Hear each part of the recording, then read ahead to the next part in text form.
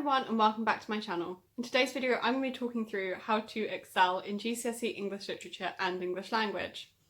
So this video is sponsored by Firstrate Tutors, who offer an absolutely amazing course for GCSE, and I will leave a link down to them in the description, and I will also talk about them a little bit later in the video.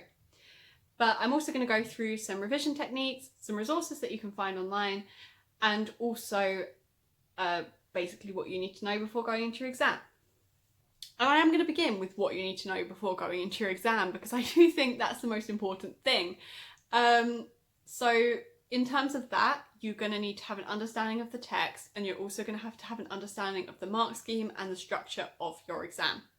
So the mark scheme, the structure of your exam, this can all be found online if you just Google your exam board, GCSE English Literature, mark scheme, specification, assessment materials.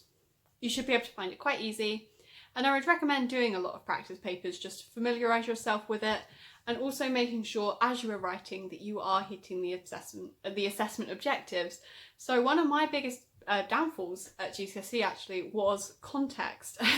You do get marks for it, and I often seem to miss that out. So definitely make sure that you know what the examiners are looking for, because there's no point just writing a waffly exam where you have not hit any of the assessment objectives. You could have written in beautiful, fluent, amazing structure, got a clear line of argument, but if you've forgotten to mention techniques and you've forgotten to mention context, that's not going to help you very much. You've only hit AO1 and AO4 under AQA. And I will say Firstrate Tutors do have a really good video talking through understanding the assessment objectives, so again I would recommend checking them out. Their resources are amazing, but more on that later. So so the English Lit and English Lang specification are going to be a little bit different, because obviously they are different papers, but make sure you have an understanding of both. And for English Language, the best revision technique for that is practice. I remember when I was in lesson, most of the things we did, it was practice. There's not really many other ways to revise for like an unseen paper like that, except reading model answers, practicing your understanding of different techniques, different meanings, exploring different forms of writing, and also practicing the questions, especially for when you're writing your own. So I remember the creative writing section and the transactional writing section. Make sure you know different forms of transactional writing that you might be asked to write about, but also practice writing in those different styles. And as for creative writing, I would recommend learning new vocabulary, because they love that.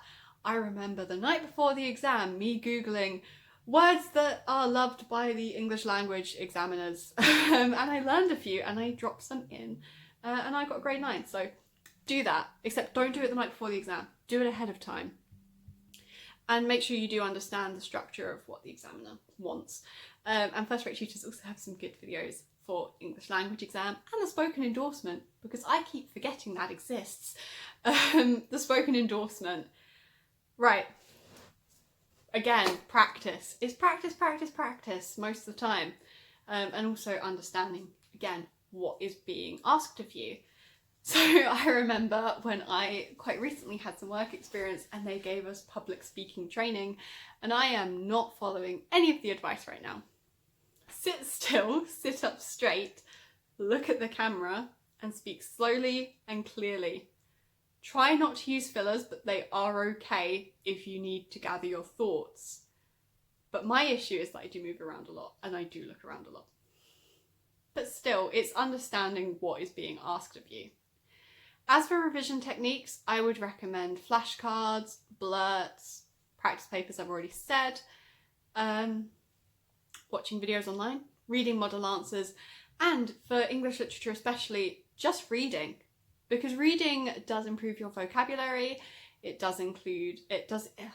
can help you draw comparisons between texts as well. It's not actually on the specification for GCSE, but at A level you do need to make comparisons and see how texts over time can shape meanings.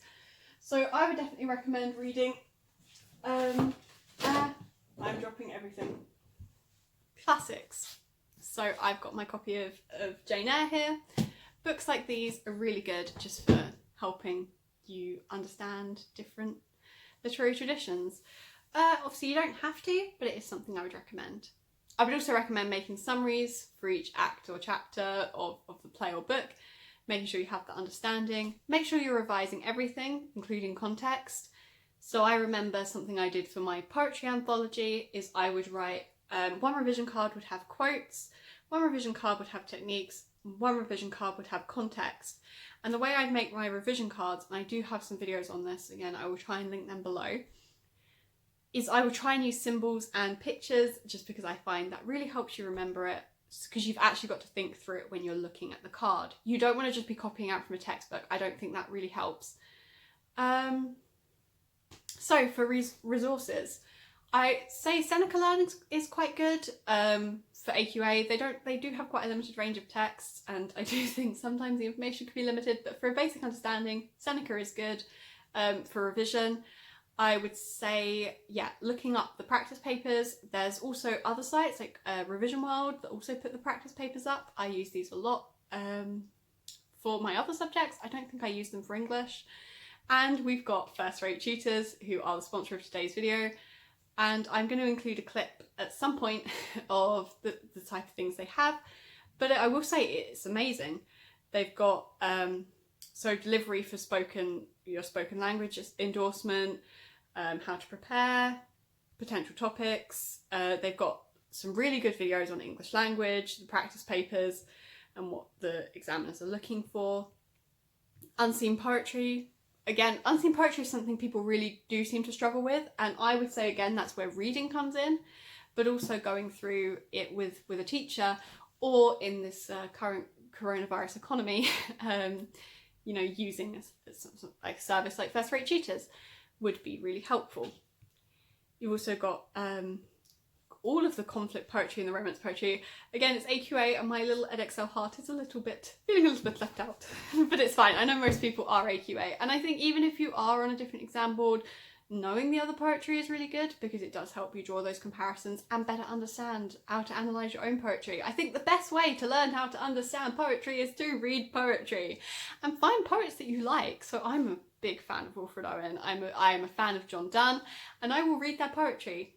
But I'm not necessarily a fan of, what's the poem I really hate? I really hate Jessie Pope. I really hate Jessie Pope with passion, and I will cry. I will cry if you make me sit down and read her poetry. So find a poet that you like. It's not necessarily I think Jessie Pope's poetry is bad, it's just after reading Wilfred Owen, oh my god, it makes me angry. And this is again, understanding context. Understand the context of the text, you understand the text, it's amazing. They've also got Animal Farm, Inspector Calls, A Christmas Carol, Jekyll and Hyde, and Macbeth. The understanding of terminology, writing an essay, again, is all really good. Firstrate Tutors have some amazing resources. So this is Firstrate Tutors English Language and Literature GCSE course, and as you can see, it's absolutely amazing. So you've got the introductions, the understanding of the specification, the assessment scheme, the course aims, grading structure, writing an essay, the different introductions to various texts depending on which ones your schools have selected, exam paper practice, model answers, basically everything that you could need when learning English. I really wish I'd had this at my GCSE. Let's see, there's plenty of all of the different poems, unseen poetry, the English language paper, an exam practice, the spoken assessments. Honestly, it's amazing, and I would 100% recommend them, especially given the pandemic and the fact that you probably aren't going to have as much access to teachers in person. This course is amazing. Again, I recommend it. And I think, as I said, doing practice papers and understanding how to write an essay is also going to help you mark your own essays. And it can be quite hard to obviously speak to your tutor, to your teacher in these times. So, as I say, using Firstrate Tutors, I would 100% recommend them, and there is a link below. So I think that is most of my advice. I might make a part 2 because there is a lot you can do. I could make a video showing how I revised. I do still have all my revision materials, and I did think they were effective. My favourite things I used were my revision cards, my chapter summaries, and my practice papers. And I will also say that where I think I failed was that I didn't understand the mark scheme as well. And understanding the mark scheme, I think, is one of your core steps to succeeding. Know what the examiners are looking for and do it. I wish you all the best of luck with your exams. If you have them, hopefully the exams next year do go on as normal. If you're in one of the younger years, amazing. You've got plenty of time and you're going to do amazing. I believe in you all. If you enjoyed this video, please make sure to leave a like and subscribe, and I'll see you in the next video. Goodbye.